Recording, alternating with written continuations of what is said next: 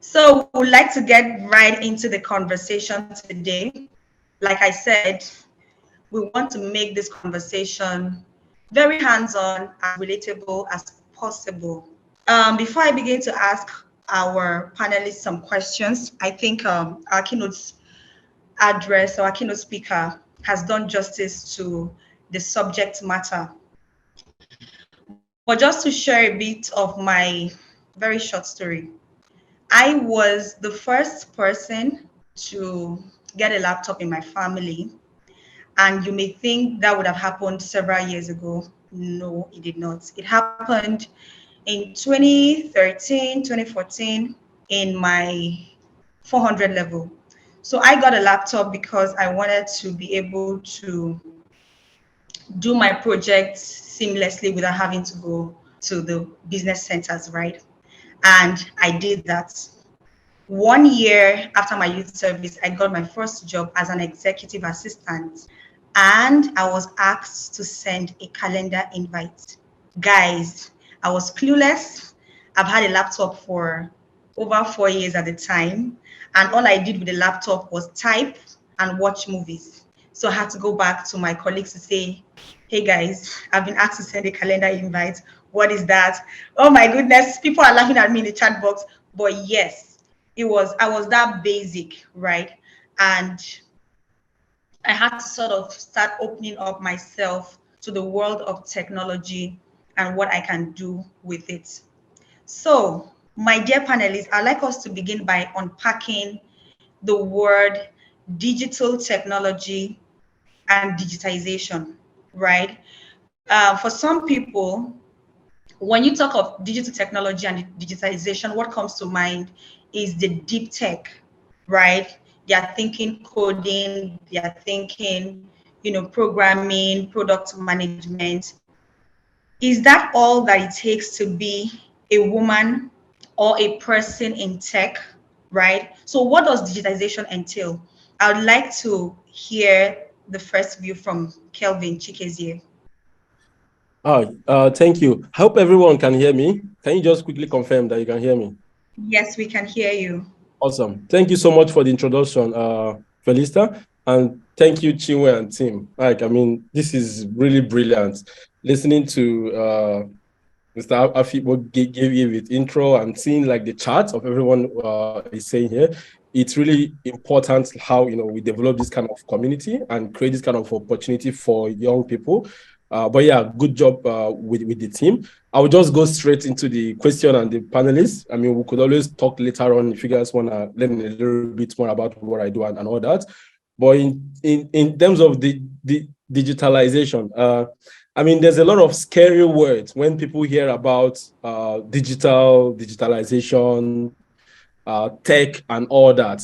Yeah, I used to be like that back in the days where the thought is always like it's about programming, coding, and if you can't do it, you are not able to succeed. But the way I need you guys to look at digitalization or tech is look at whatever you are doing now as a person, either as an employee, as a business owner, and think of how can you apply tech to it. So tech is not some alien word from the moon. It's nothing new. It's basically a concept you apply to what you are currently doing now to become more efficient, to become more automated, and make it easy for you to reach billions of people instead of just a couple of hundreds of people around you. So most businesses have huge opportunity to go global, but because you are not leveraging tech, you are limited. So my thought on that would be when you hear about technology or digitalization, be it that you are looking for a job or you already have a business, just think of it as a way of putting what you are doing now on a global scale with the effect of technology. It doesn't necessarily have to be coding because there are a lot of no-code tools that can help you do that. There are a lot of applications and other fields that you can use to do that. So look at it from a perspective of what you are currently doing and how you could actually maximize the use of technology to make that happen. In that case, you could look at platforms and tools that can help you get there. But when you talk about tech and digitalization, it's not just necessarily coding and programming and, how you see it on the internet. There are a lot of behind the scene roles that make all of this happen. They all work together. Thank you. Amazing. Thank you so much, Kelvin. I would like to get another perspective still on this subject matter of digitization from one more panelist. Excellence. I would like to hear from you. What comes to mind for you when we talk about digital technology? So when I hear digital technology, what comes to my mind is easy. I think technology just comes into our life to make things easy. And so if we see it from that perspective, it changes the conversation. So most people are used to thinking about technology from the area of it's a career. I want to go and code. I want to do UI, UX. I want to do digital marketing. How about we see technology as an enabler?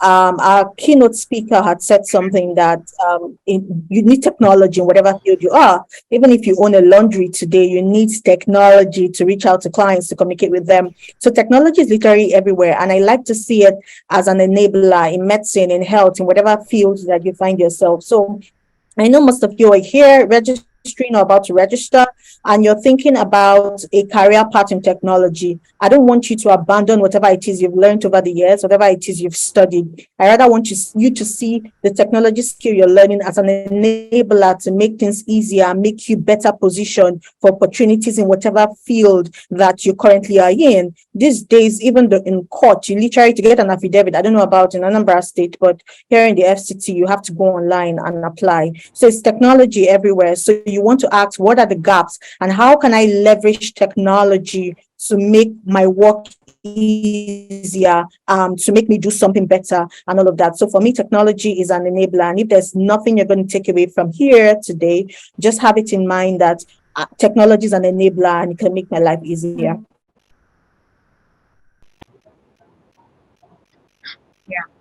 And I really want this to sink. Technology is an enabler, whether it's for you who wants to work for someone or it's for you who is taking the route of an entrepreneur. I remember post my youth service, I learned a skill that sustained me for over a year, just learning from YouTube. Our keynote speaker talked about how he got his master's online. I got my MBA online as well. So it's an enabler, something that you can leverage, help you to crunch time, right? And even save money because you don't have to go to the brick and mortar classes to learn these days anymore. Thank you so much. So I want to direct my next question to Mr. Uchuku, right? How did you get into technology? I'm asking this question because for some people, they stumbled into it. I, for one, stumbled into it. It wasn't deliberate at all. Like, I found myself in the technology and innovation space by chance. I'm really doing it right now. And the last couple of days for me has been super inspiring as I've had to, attend an event in India. And these guys are top notch when it comes to technology. Like, I can't even begin to tell how tiring it has been for me. So how did you get into the tech world? Right? Was it a deliberate act, like, okay, I want this, and you got into it, or you stumbled into it like myself and a couple of people who are going to make the decision, to be deliberate about stepping into it? And so far, what has the achievement been for you? Yeah. Hello, can you hear me? Yes, we can. Oh, perfect. Thank you so much, Chima and team. Thanks, the moderator. I'm going to make it very brief because this is a very deep and big question. The first time I stumbled into tech was in my junior secondary. I think it's second year. That was on JSS2. And fortunately, it was in something like this. When the then administration of Obasanjo created, computer literacy program. And as a young guy who stays at home, my father said, Uche, you more computer. So I left house and I went to a center that was beside me. And the man started teaching me computer. I didn't use it so well, but part of what I learned, which is what I'm going to tell everybody here, is that only few persons have access to this kind of opportunity. And when it came to me then in my JS2, I just took it as someone that my father said I should go and learn computer. So I live in Onitsha. So he told me Onitsha. So this guy that I just learned how to, I like going to make money. So I just learned it. And so when I got to secondary school, to cut the story short, our school wanted to send someone for the Olympiad competition. Olympiad is a competition we do every time in secondary schools in Nigeria for, among the top students. So, and I forgot my jotter in the computer class. So when I went to go and pick it, the teacher said, I cannot leave. If I have to pick my jotter, I have to join the people in class to write the exam that I write. So I asked them what was the exam. They said it's computer exam. They want to select people for Olympiad. So I walked in. It was a simple question. The man gave lots of questions and said, just numerical questions, and said, please tabulate this with Excel and solve it. And everybody there was using calculator. So immediately I walked in, I said, this is simple. I just inserted my formula in the Excel sheet and drew it down. I told the man I'm done. I picked my jotter to leave. He said, no, let's come and show him what I did. So that was how they selected me to represent the school in the Olympiad. I came back, I took first in the state. I was 14 in the whole Nigeria. My principal gave me scholarship, and that was how my life changed. By my father simply saying, "Put a game more computer." So that was where technology came into my life. So when I went to the university, I started a business with my friends in solar. But I remembered what they told me in technology. And then Chinwa and Tim, we are running Roa Hub. So I asked my colleagues, how can we leverage technology in our business? So I remember that technology is not just about building code, trying to type. I remember that technology is that thing that I did in my secondary school that makes life easy. You can solve what somebody wants to do in 2 hours or in 10 years in just a second. And I introduced it into our business. And our business changed from just being a mechanical project to becoming a startup. So I think I'm going to stop here in case there are other questions. And then I can now blend them into lots of stories that I have to say. Thank you. Amazing. Thank you so much. So I would like to ask Kelvin to respond to this next question. And that is around, considering the current landscape, the current situation in Anambra, right? Digital space. What do you see as the barriers to young people getting in technology? All right. Thanks for the quick question. I think I have a quick answer, but I might try to go in details a bit. One of the biggest challenge I see right now is that everybody want to make quick money. So they see technology as a ticket, either a ticket to make quick money or a ticket to I don't know, run out of the country. So I'm not saying it's bad. Technology can help you like really build a career, build a life. I mean, it was through technology that I got to live like Nigeria, started my company here in Finland, and now building a new product, which is actually helping young people in Nigeria get access to technology and get matched up to job opportunities here in Europe. Because like Afibo mentioned, there's a very, very big shortage of tech talent. So you alone gives you the opportunity to get inside. So the biggest challenge I see is the young people are not, I mean, they don't want to bend down and learn what needs to be learned for the long term. It's like, I want to get in, get some cash and out. Okay, let's assume you get in and get some cash in 1 year. And so what? After then, what happens?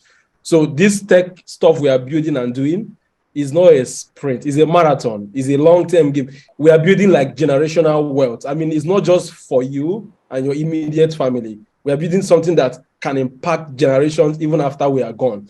That's why you see people like Mark Zuckerberg and the rest. They didn't just build, oh, let's build an app, make some money, and that's it, right? You build something that you employ everybody in your community, you employ your friends, you get your kids to continue in the business and all that.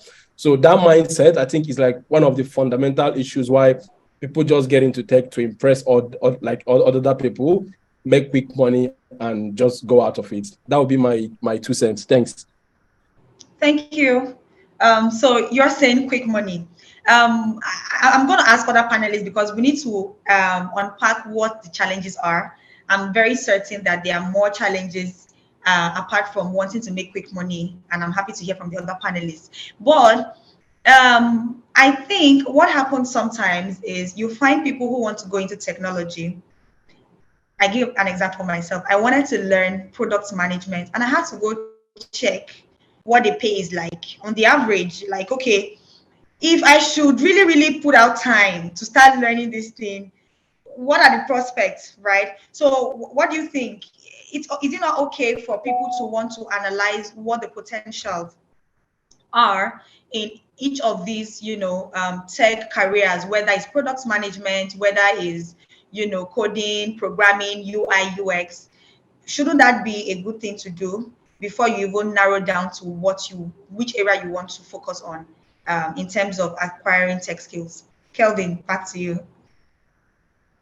Yeah, I mean, I love this conversation and this topic so much, because I'm currently working on a project to help match African talents to European companies. Like, every time I meet people here in Finland, they're always asking me, how can I get talent that would do XYZ in tech? There's not enough talent in Europe. Like, honestly, here, they are looking for talent like every day. And then I look in Nigeria, I look in Africa, people are not properly trained to the point where I can comfortably tell them, okay, go to this company and work online. I know a lot of people that are working in Nigeria and they're earning in euros.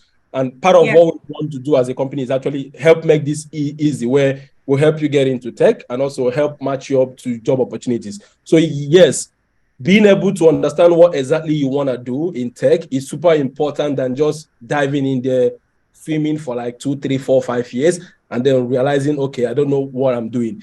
That's where community is super important, and also getting like a mentor or like a partner, right? So before jumping in, you need to understand, are you a data person? Are you an analytical person? Are you a visual person?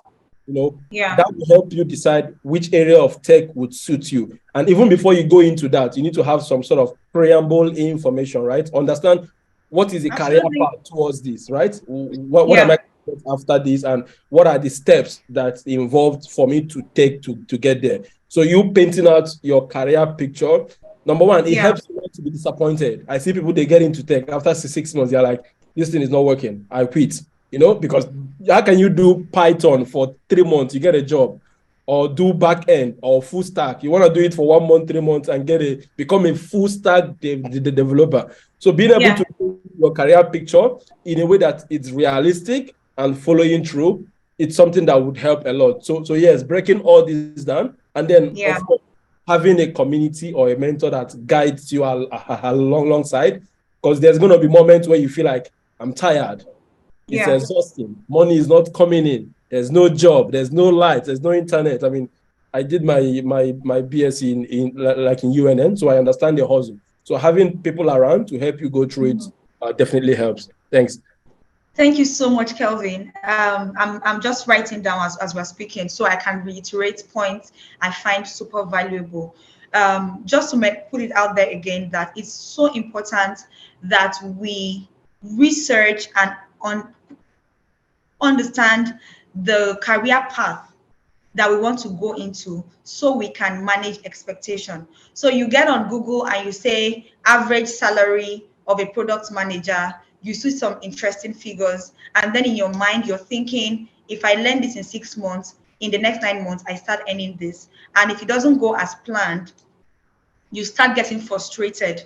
So it helps in managing expectation when you take a bit of time to do your background work. I mean, if you're in a community, like Kelvin said, and even our keynote speaker said, then you have access to people who have been into these things for 2 years, for 3 years, or even more, that can tell you the truth.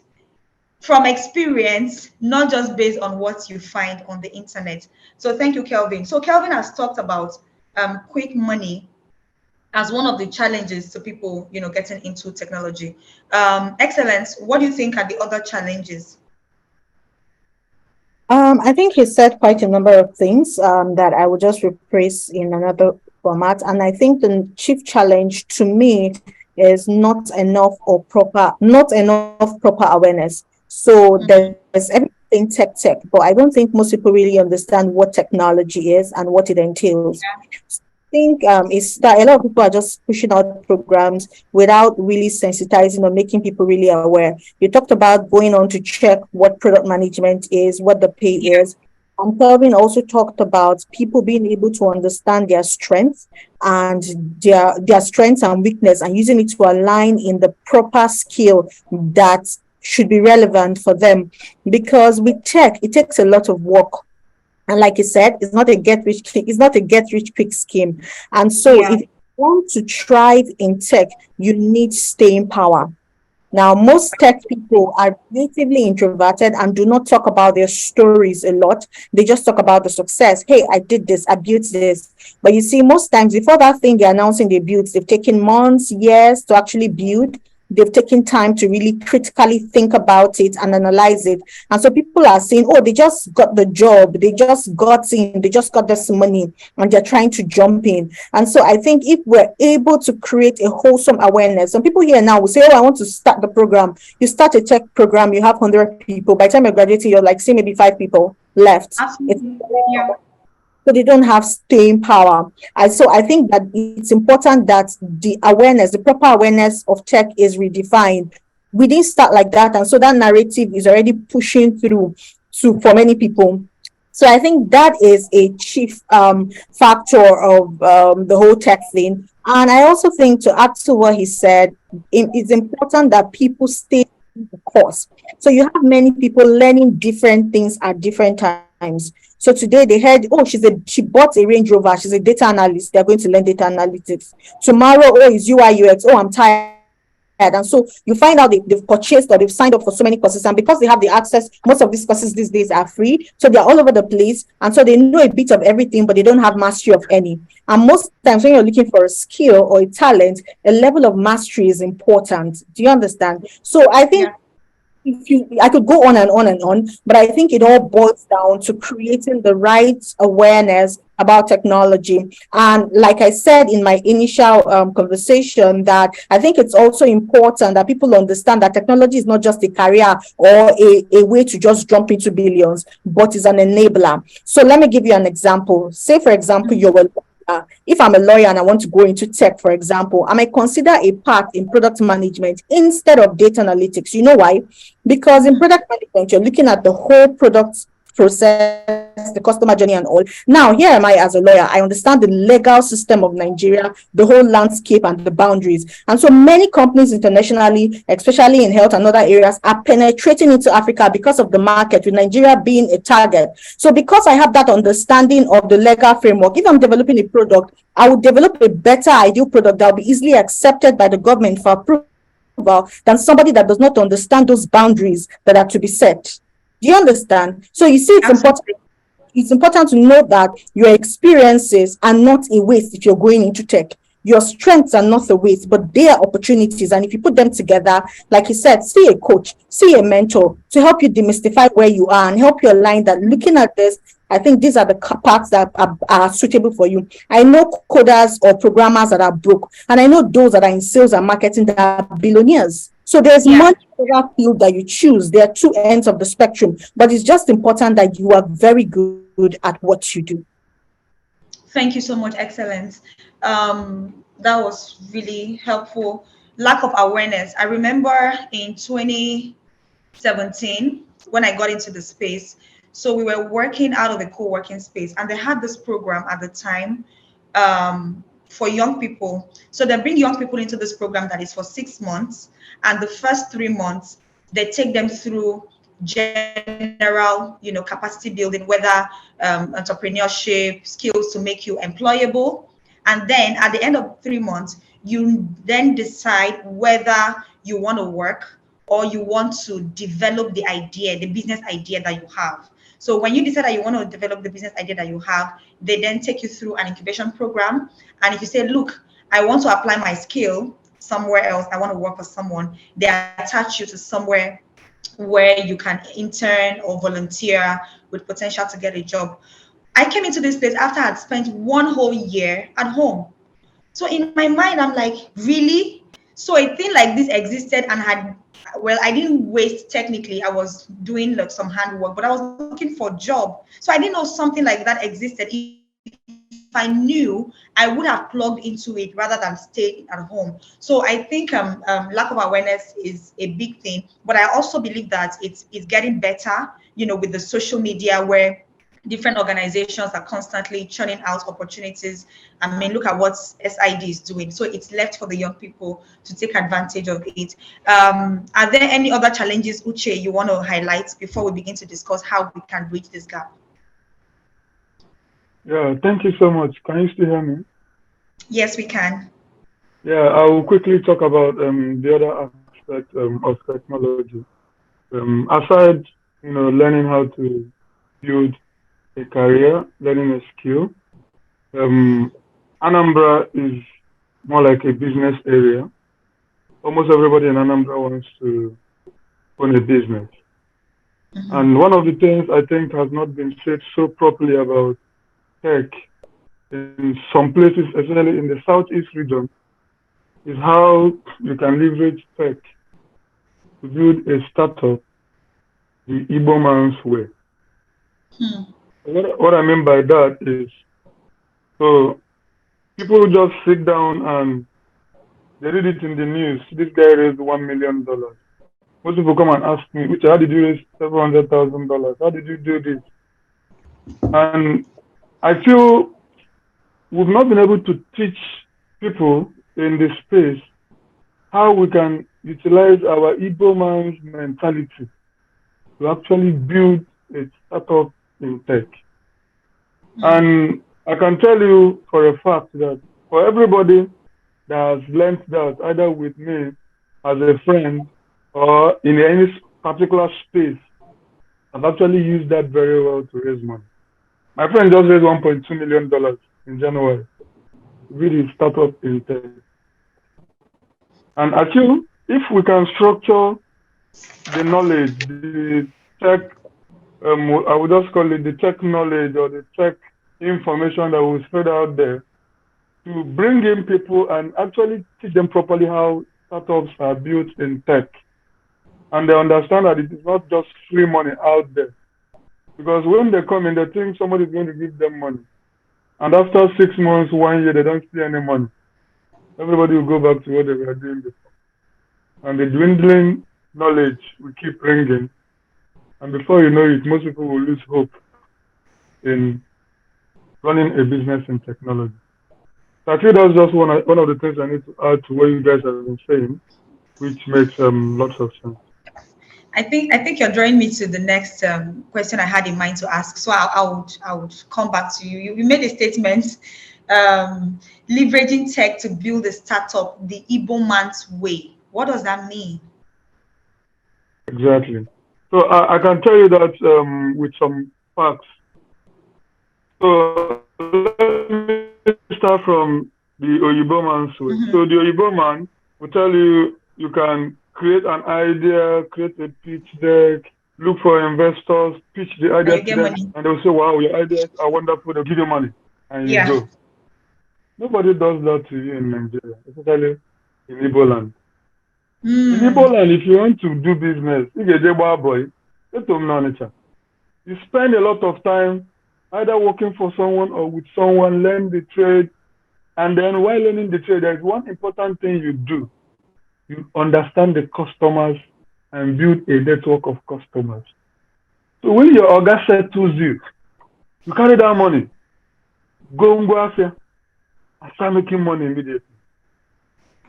So let me bring this back to how startups mostly, try to utilize this idea to build a business in the ecosystem here. So instead of the normal Nigerian, the Igbo man's way of build a tech and try to come and convince people to raise money. What I have done over the last couple of years, when we started our company Greenage in 2018, we launched officially in 2019, was that we did not just build a model or build, let's call it a pitch deck. We decided to, first of all, build an MVP. They call it minimum viable product, but in this case, it's a product that we can actually sell. Something that can enable us do that thing that an ordinary Onitsha man does in the market, which is to go and get customers. So once we got that, we went to the market to look for customers, trying to convince people that this thing actually works and that them being part of it, they can either use it to solve their own problems. There are so many problems in Nigeria, in Southeast, that we can just create a product for. So when you create the product, no matter the ways to create the product is what Timwe and Tim are already giving you here. But the first thing, you create it, we go to the market, we look for those people. It was when we got enough customers for our product that we then started looking for investors. I can tell you with all certainty, before we got our first check of $50,000, we already had revenues of almost $20,000. It was then the investors were like, wow, let's give these people money now, no? Because if we don't give them money now and they keep making more money, the company values will be too high. Yes. That's it. So It was easy. They gave us the money and I changed the valuation immediately. I told them no, that the money they gave me, that value I told them yesterday is no more the value today. And they called for meetings, lots of meetings until we agreed on the new value. It didn't take 2 months. Somebody gave us 100,000 on top of it. It was very, very easy. And the next phase became simpler. So it would just be in a meeting, they're looking at your books and they say, oh, wow, can we give you $1 million to take your business to the next level? I'm telling them, no, I want to take 500 now. They say in the next 2 months, you can give me the remaining money. Because you've utilized what we actually do in Onitsha. When buying our boy, what you are doing is you're trying to understand the market, you are trying to get customers. Your organ knows that you are going to go and get a customer. He knows. And when your organ settles you and gives you the money, he also knows that in one way at that beginning, they are going to come and buy the product from him. Yes. And then give to the customer. So I feel these are the things we've not taught so well. And these are the things for the Igbo man who've not understood it so well to utilize it. There are so many things we can do in the Southeast. And I can tell you with all certainty, there are few people that I've had these conversations with and few people that are in my, my friend network that who have done this with, they have all raised money. And like I said, finally, my closest friend, he raised $1.2 million in January for his own startup, simply adopting this simple model.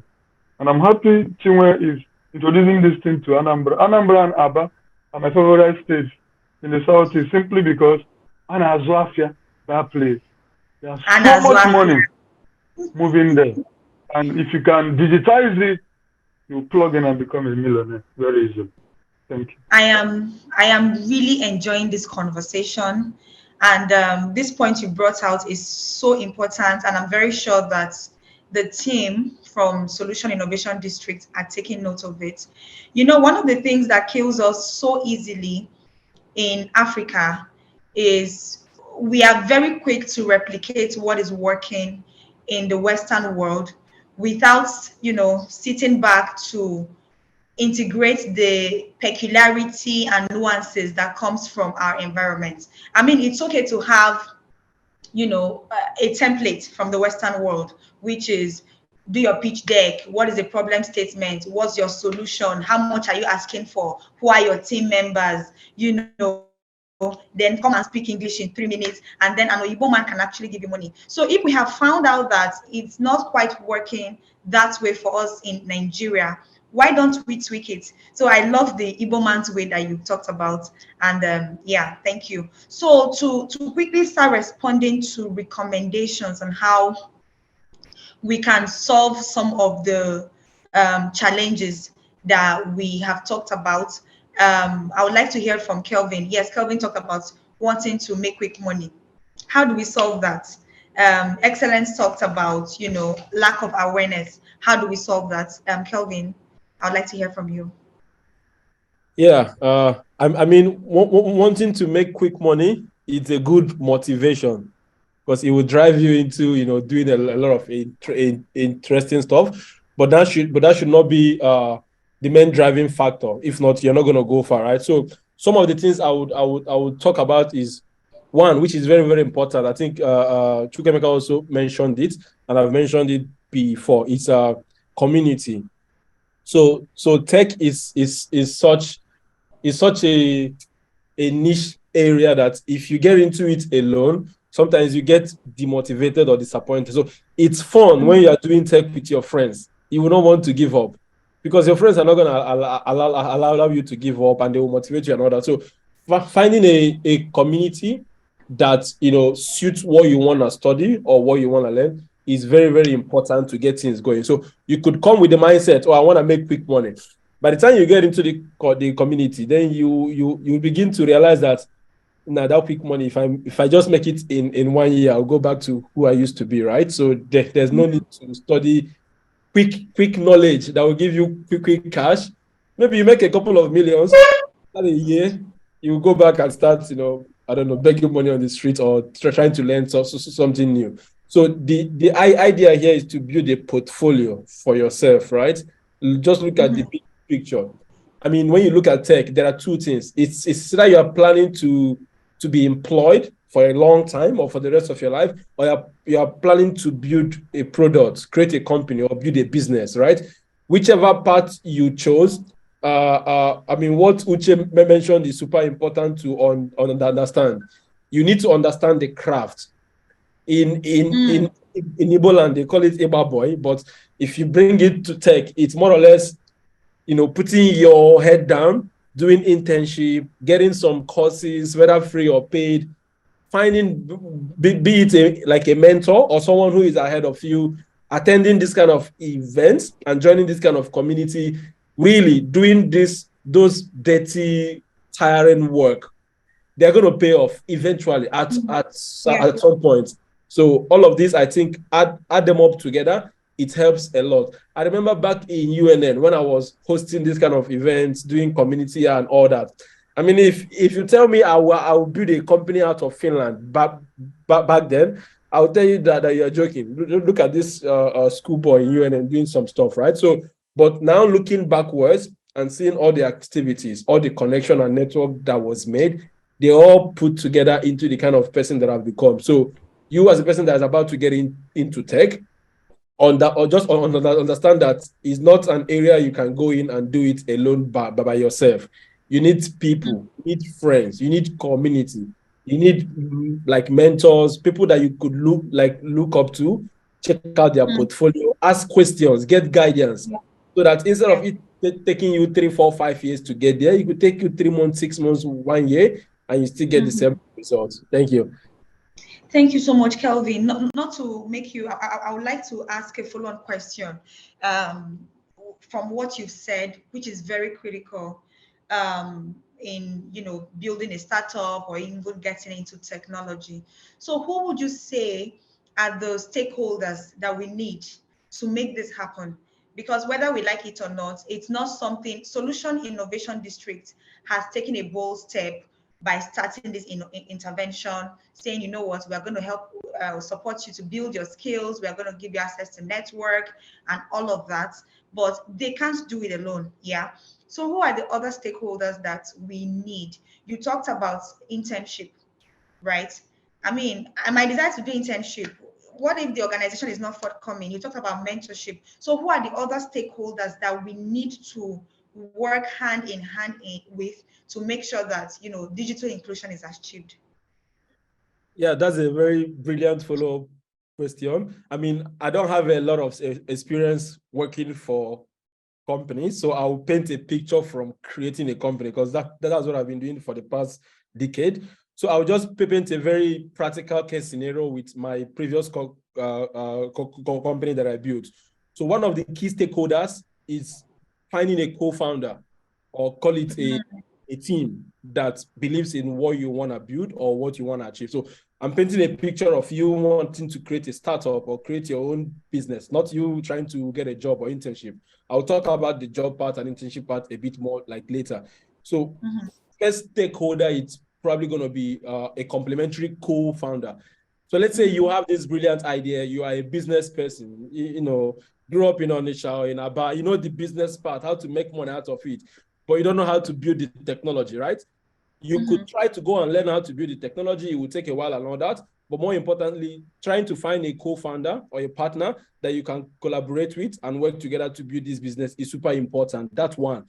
Then secondly, looking at incubator hubs, accelerator hubs, and startup hubs that have a lot of resources and tools that would help you, you know, quickly test out your business idea, create a pitch there, create a business model, go to markets, test out with some few like users to validate whether what you're building is even viable or not. So this kind of like programs, incubator hubs, accelerator hub, they give you access to a lot of like resources that you could easily test out.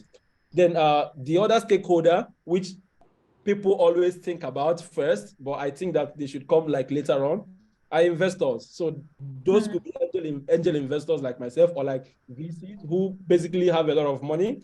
They want to put it in an idea that makes sense to grow. They don't want to put it in an idea that is just start like, nobody's going to put their money in an engine that is not working. They want to see on the road. They're like, okay, that car is moving, it's going somewhere. Let me throw my money in, and then you keep driving. So in that scenario, looking at investors is more or less as a fuel to drive your growth. So this is now when in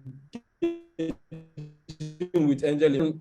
Lastly would be, you know, having engagement with other founders that share similar stories or struggle with you.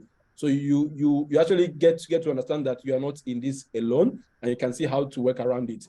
But that's a lot about building a company. I know most of us here might not be interested in starting their own business or company. You're like, okay, how do I do this if I want to get a job or, you know, do an internship and all that?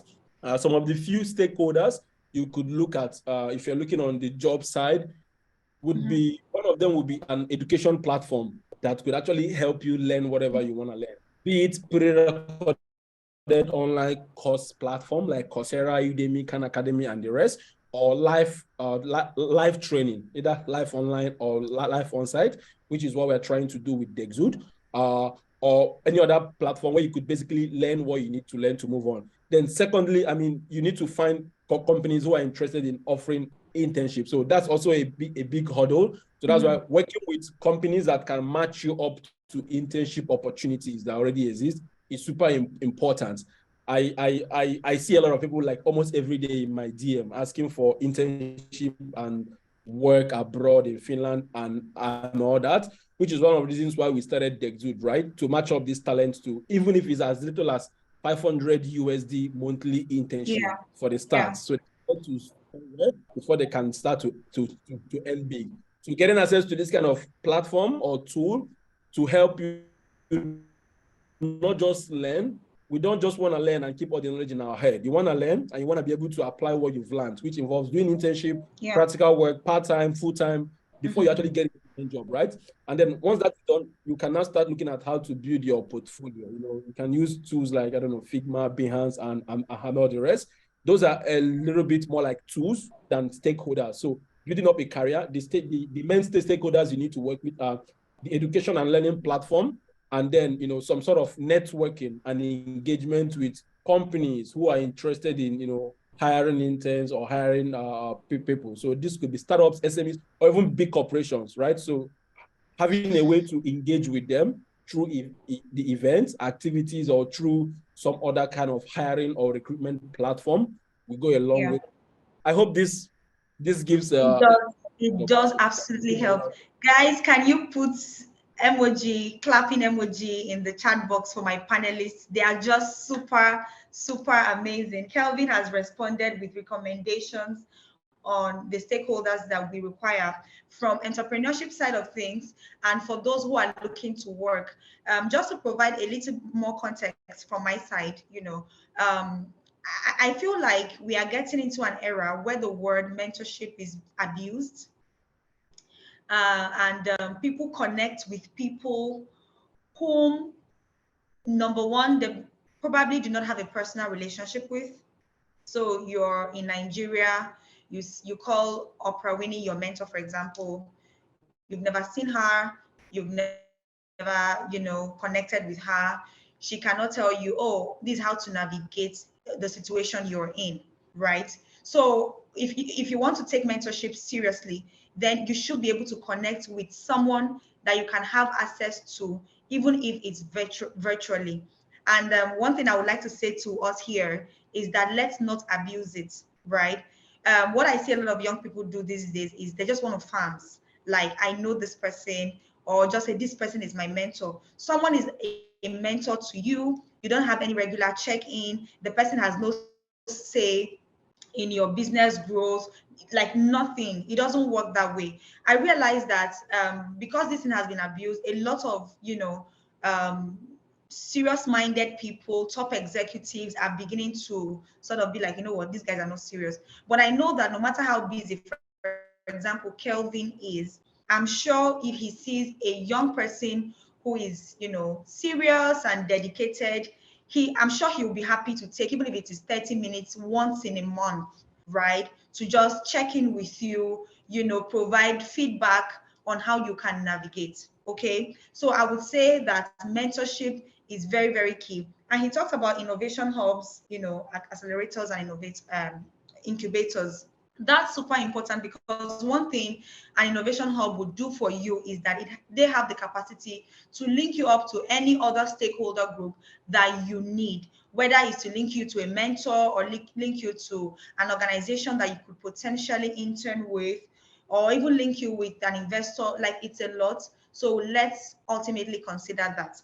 So, Excellence, I'm back to you. I would like to hear from you. What are your recommendations? How do we create more awareness, around digital skills and digital technology for young people to take advantage of it?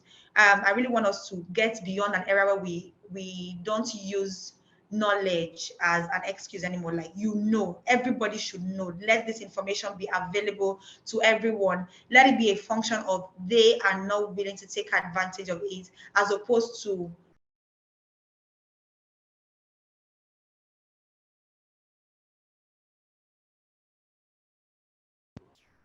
I was speaking. Oh my goodness. I don't even know what you heard last. Calvin, what did you hear last? It was very short. It didn't go on for a long time. Oh, okay, great. Great. So, excellent. I just want to get your recommendation very quickly, because I have a full-on question for you. Excellent. Okay, so I'm excited that this platform is powered by the state government, and I think this is critical, and that's why if I was speaking to an establishment or an organization that is more private focused, I would have given a different answer. But for this, I will say this. I always say that today, when we're growing up or when we're younger, two skills were critical to success in the future: numeracy and literacy. Today, there are three: numeracy, literacy, and technology. Technology is no longer an option, it is a lifestyle. And it is a skill that if you do not embrace, you will expire or you become irrelevant. So I think it's very important that our computer studies in school is rephrased, because what we currently have it's a no-no. So it should be rephrased and be more applicable to now and the future. And I think it should be included into the curriculum from way down primary school, primary one. Students or pupils should begin to understand technology, and they should see it also beyond learning a subject. It should kind of be included in other subjects that they are taking. I think that's one way to actually build awareness, of the right awareness. So if a curriculum is well created, and I think if Anambra does it, maybe other states can actually adopt this as well. So it starts from there. So let's see it as a critical skill that should be learned in school as well. If I say growing, they can actually diversify if they want to. So for me, I think it starts there. Then also platforms like this, I will encourage, as I always do, don't just go into teaching them technical skills. Don't just, what are the criteria that you use to qualify students to join the different paths that you have, whether data analytics or product management? Do you do a personality test? Is there an awareness class, maybe a basic class? I always say it is important that technology is taught in a continuum and not just advanced or just in isolation. It should be taught from basic to advanced. So let's go from basic. Okay, understand where they are. And then, so when they're making a decision on the path they want to take, they're making an informed decision. So I think let's start from there with what we have. And then if it's included in the curriculum, it'll go a long way. Absolutely. Thank you. You just led me on to my leading question. You are a woman in tech. I was on a panel 2 days ago. We're talking about the pillars of digital inclusion, affordability, funding, and governance. And I was the only woman on the panel. I'm like, what kind of imbalanced panel is this? So I'm happy that you're on this panel and you are a woman in tech. And you would agree with me that every time we talk about technology, we talk about digitalization and things like that, we always find fewer women. I'll give an example. So I work for a Pan-African organization where we build capacity of hubs across Africa. We provide funding.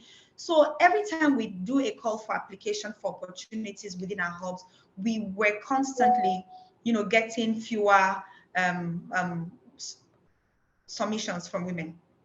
And then we decided to do a research, like what's the problem? And then, we got feedback like, oh, they would love a lot more tailored programs for women alone and things like that, right? So when we talk about digitalization, we definitely cannot leave the women behind. So my question to you, we are going to round up very quickly so we can, take a few questions from the audience. So how do we achieve digital inclusion? How do we make technology interesting for women and girls? So this is a very dicey topic. Why I say it's dicey is because the answer I want to give is relatively, some people might consider it biased, but I think it's important. So my focus is on empowering women in with technology skills. But you see, when people ask me, how was it growing up? Did you have any segregation because you're a lady, you can't do this or you can't do that? And I always tell them I didn't.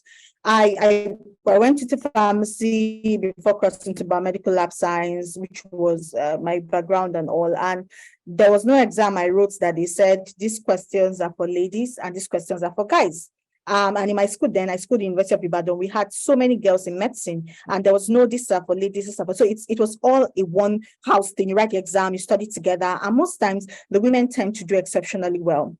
But you see, the thing with our generation is that technology is not coming to us from a systemic process, like from when we're growing up. It's coming at a point when we've built experiences, we've grown, we're all here, and we embrace.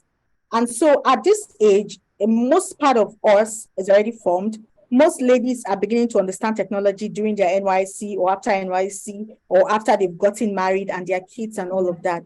And so I will always sing it. Do not make a mistake of teaching women technology skills in isolation. They will never complete it. They will never complete the course. They don't hate you. They appreciate what you do. They will even cry and beg you. But life is happening to them. There's so many distractions that are coming. And so they also realize that things are happening fast. And so they are also, most of these people that are into that I want to get money quick or get solution quick are women. And so they most times are not thinking of the long term. They just want something to get by now, to get a job, to move on. And so they're not waiting. Oh, I'm getting married. Oh, my life is moving before my face. Oh, there's no time. And so what we do at the Techie Train Incubator, which I always encourage people to do as well, is when it comes to teaching women technology, we incorporate life enhancement skills. You want to be rubbing their back from time to time. You want to be reminding them that, hey, you're still here. If you want to set up a sustainable technology course for women, I know for everybody this is important, but for women, do not ignore accountability. You want to build an accountable them that reminds them, that also encourages them to also go into that. And there's also this unconscious bias that women have over themselves. Like they don't even feel, oh, I can do so much, and they feel, it's too techy. Let me just do the basics, right? And so if they have people that constantly encourage them, and this is a place mentorship comes into place, and that's why I love the way Kelvin keeps hitting on mentorship. So when they see, oh, you have done, you mean you've done it. I was speaking to some students from Zambia on Saturday, and one of the ladies asked me a question, and she's like, you're a single mom, you've come this far, you've done all of this. I don't even know how to manage my photography business. Talk more of taking a tech skill with my 5-year-old daughter. How did you do it? Can you just tell me, like, be real on how you did it? Don't just tell me the things will tell us that it's just God. And I studied now. Be real. And I spent the next 30 minutes explaining to her that me and you are in the same shoes. There are times that we are frustrated, but look at the structure. And so she's able to understand, oh, wow, I can really do this. I can do this. I can do that. So if more women are coming out to really talk about what the structures they've put in place, how they've done it, it inspires others to say, okay, I can do this. I want to be like her. And this is what she's doing. And so I can do this. One, Please, then guys. Oh, like, can we just give it up? have more women in tech. I think they want to do it, but they need that staying power, and they need that constant encouragement over time that you're doing it right. And then I want to add this to, I think Kelvin addressed this, but I also want to add this in terms of learning technology. I always encourage people, whether male or female, it's easier to learn by projects than just by lessons and courses. Whatever you're taught, make a conscious effort to practicalize it and build a project on it. You're taught social media, go and practice it on your social media, or use your mother's business and practice it. You're taught how to build a dashboard, go and build a budget dashboard for yourself or for your brother or something. Learn by projects, and before you know it, you have a sustainable portfolio. It reduces the time frame and your journey into becoming what's the word now? Into becoming someone, up there in tech. So yeah, that's my contribution. Whoa. Solution Innovation District team, your Twitter should be on fire right now with the kind of content that the speakers have been churning out. Super amazing. Can we just give it up in the chat box to all of our panelists? The conversation has been super interesting. Excellent. I mean, we have to talk again. It's just taking me back to the panel we had on International Women's Day around digital inclusion, and a couple of recommendations you're talking about right now were some of the things that came out of that conversation. So I'd like to take final words in 30 seconds from each of the panelists, so we can begin to take questions. So from you, I just want to get final words from you, but then in your final words, I'd like you to highlight from your perspective 3 top tech skills that you would advise young people to consider in order for them to be relevant in the tech world. 3 top tech skills from your perspective. Can someone else go before me? There's something I shared with my community, a newsletter last week. I want to pick it up and use that as my final words. Just take me a minute. So someone else can go before. Uche, can you go first?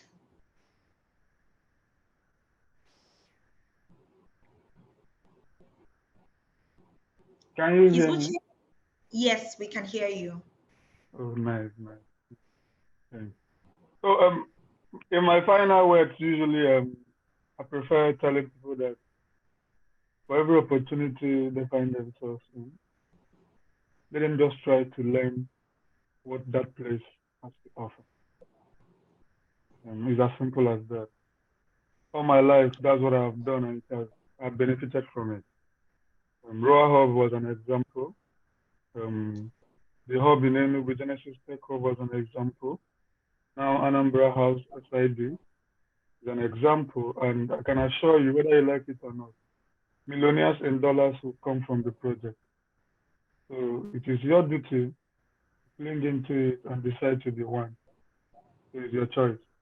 And for the skills I might want people to learn, it depends on where you want to be and maybe whether you want to toe a line to support projects in Anambra. I could advise you to do things like full stack development, because here in the UK I came, lots of people ask me for that skill, asking, do you have someone? I even have a project now. Keep looking for full stack developers. you could learn graphic design. I heard the ID has things on social media marketing. But I would advise not just saying it doing the social media marketing, but do social media marketing with product development. So you can understand how product works and how market works. And I can assure you from what I have seen in my little age, that they would be very beneficial for you, either as someone looking for jobs or someone who wants to run his own company. Thank you.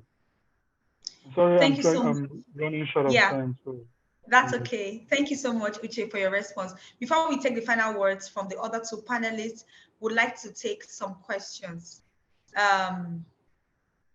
If you have a question, can you type it in the chat box or raise your hand so I can unmute you to speak?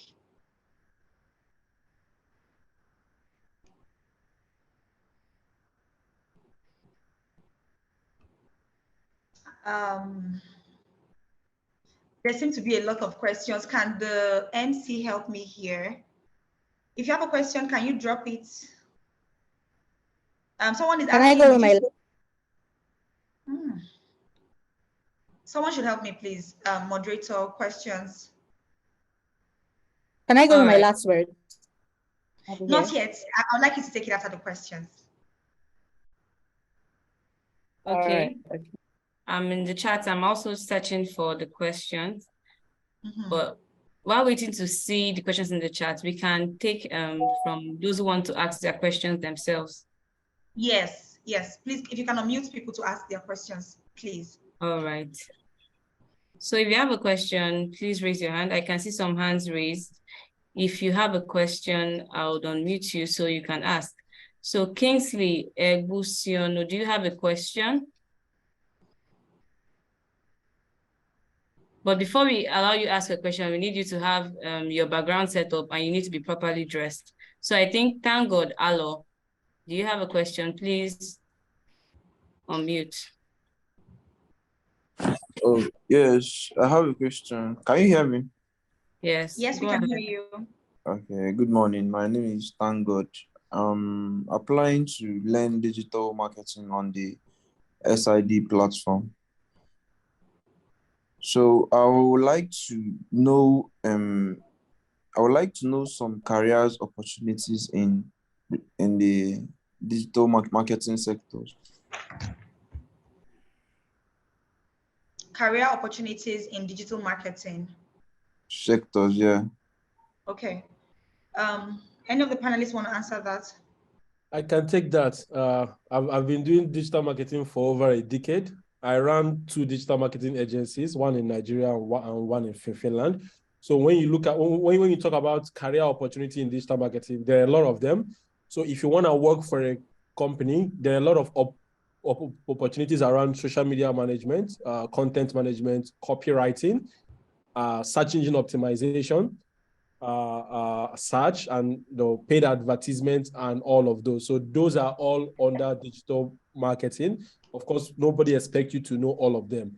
Then on the side of if you're interested to start your own business or company around digital marketing, there are a lot of companies that are hiring agencies to take care of their marketing. So most big companies, they don't have an in-house marketing team. They outsource their marketing to either an agency or a bunch of freelancers. So you can be a free freelancer doing some of this stuff that I listed and be getting like good pay on a monthly basis, or you can start your own business with some experience in this and be offering these services to company, or you can just get into any of these companies to work for them. But these areas that I mentioned are some of the very specific in-demand digital marketing career area. The best case scenario would be you will become, let's say, a growth hacker or a growth marketing expert or a lead like head of marketing for some companies. But there's a very different career path and it's quite huge. So depending on how far you want to get, you can start positioning yourself around that. I hope this answers your question. I'm sure it does. Next question. Okay, Ikechukwu Egboga, can you go ahead and ask your question?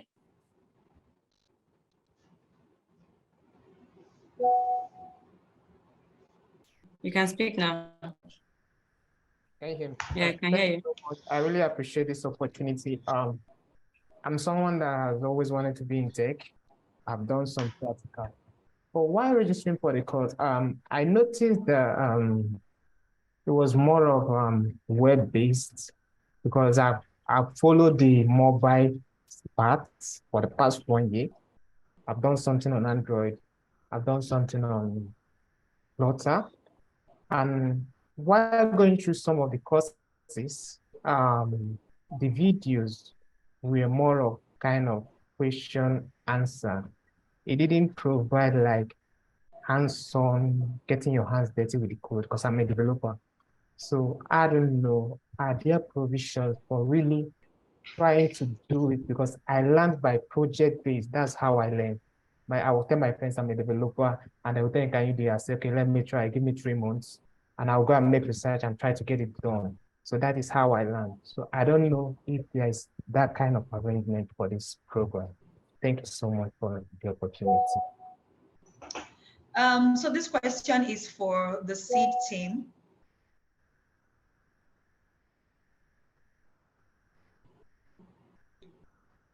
Do you want to respond now, or would you like to respond to him later? Okay, you'll get a response when our host comes up. Someone will get in touch with you to respond Yes. to your question. Yes. Maybe we can take one more question, 2 more questions, so we can conclude. 2 more questions. All right.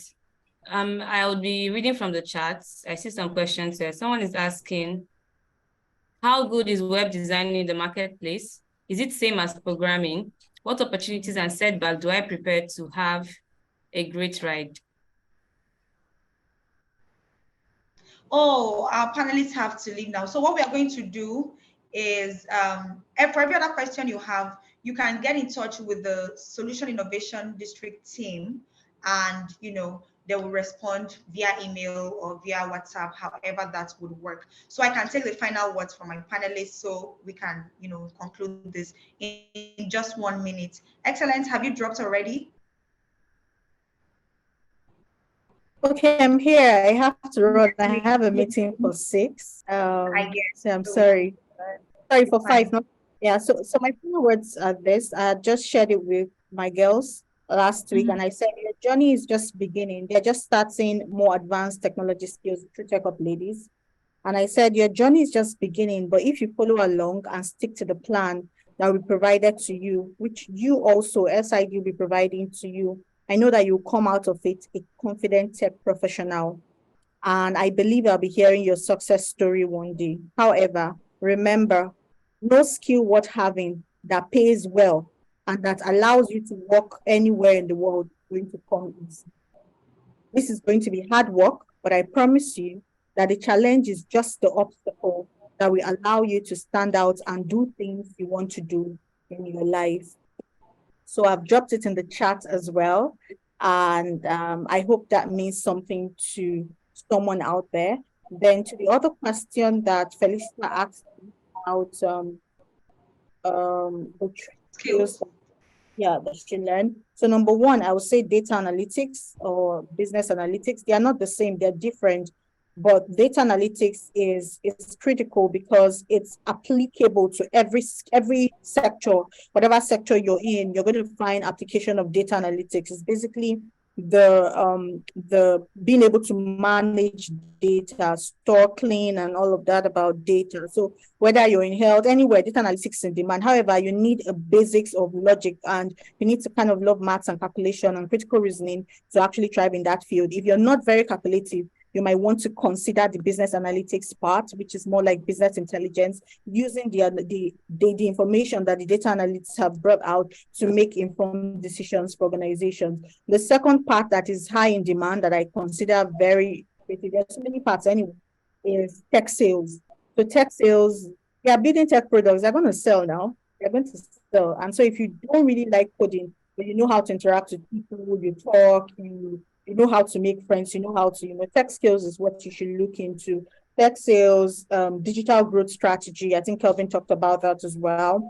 Those areas, digital marketing, people are going to sell whatever it is they're creating. So those are high in demand skills. And finally, cloud computing. So these days, most things are stored in cloud. And so they need people in that atmosphere, atmosphere, right? Whether DevOps and all of that, there are different areas of cloud computing and architecture. Those are areas that you want to see high demand. And then I'll add number 4 to it, cybersecurity. These areas I'm talking about, they are broad. So you might want to go and read more about them. There are sub areas that you can actually specialize in. So with cybersecurity, it's very important, especially when you live in Africa and our system is relatively porous. And so organizations are being careful and trying to pay attention and want to be careful. So you want to look at these 4 areas, these 4 skills. I think they're very high in demand and they'll be relevant in a very long time. Thank you. You can drop your media link to your media platform. A couple of people want to connect to the panelists. Please feel free to drop that in the chat box. Final word from you, Kelvin. 30 seconds, 1 minute is okay, so we can wrap this up. I will be very brief. The only thing I would say is for you to stay hungry and diving into opportunities as much as you can. Be it free, internship, paid. Learn as much as you can. You don't know when your knowledge is going to be needed. So learn as much as you can and get into as much opportunities as possible as you can. Then in terms of the in-demand tech courses, I mean, this is basically what we're doing at the Exude. So for some of you, I would advise you to check out theexude.com. I'll put the link here. But I've already made an article on the top 5 most in-demand tech careers. I'll just put it on the charts. Some of them have already been mentioned. But this is based on research. There's AI, there's machine learning, then there's full stack development, and then I think there's product development. Most of them require coding, but if you go down the list, a lot of them don't require a lot of coding. So just take your time, read through the article, and then find the one that works for you. Thank you. Thank you so much, Kelvin. Thank you to the amazing panelists today. A couple of them have had to drop for other meetings. I've super enjoyed this. Thank you to every participant that stayed till this time. I hope you found this valuable, and I hope you connect to the work that Solution Innovation District is doing. I've dropped a link to my Instagram, but you can feel free to connect with me, LinkedIn, Facebook, Instagram, wherever, and you can DM me if need be. Thank you so much for your time. I hand this over to the SEED team. Bye.